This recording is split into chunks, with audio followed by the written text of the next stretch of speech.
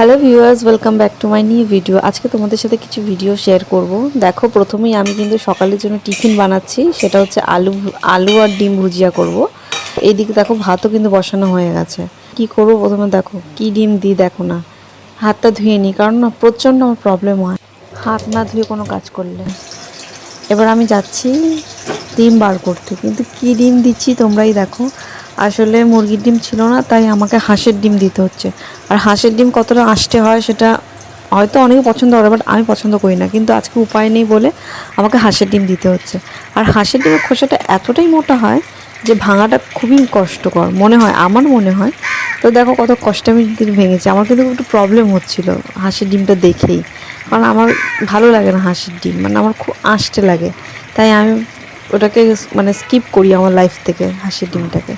তো হাঁসের ডিমটা কী করবো, উপায় নেই যেহেতু, তাই আমাকে হাঁসের ডিমটা দিয়ে এখন ভুজিয়া করতে হবে সকালে টিফিনের জন্য।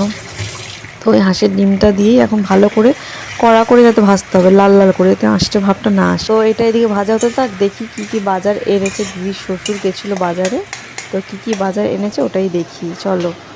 তো এখন আমি দেখব হচ্ছে যে, আমার তো মনে হচ্ছে আজকে যেহেতু মাটন আনার কথা ছিল, তো মাটন তো এনেইছে, তার সাথে কি এনেছে ওটাই দেখবো। আচ্ছা, এটা এনেছে হচ্ছে ওই যে কাতলা মাছ। দিদির মেয়ে যেহেতু ছোটো, তো ওকে গরম ভাতের সাথে একটু কাতলা মাছ ভাজা দেয়, তো ওর জন্য অল্প এনেছে কাতলা মাছ।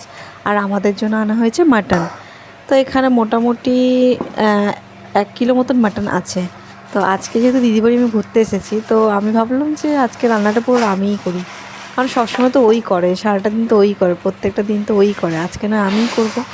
তো আজকে এই মাটন রান্নাটা আমি করব।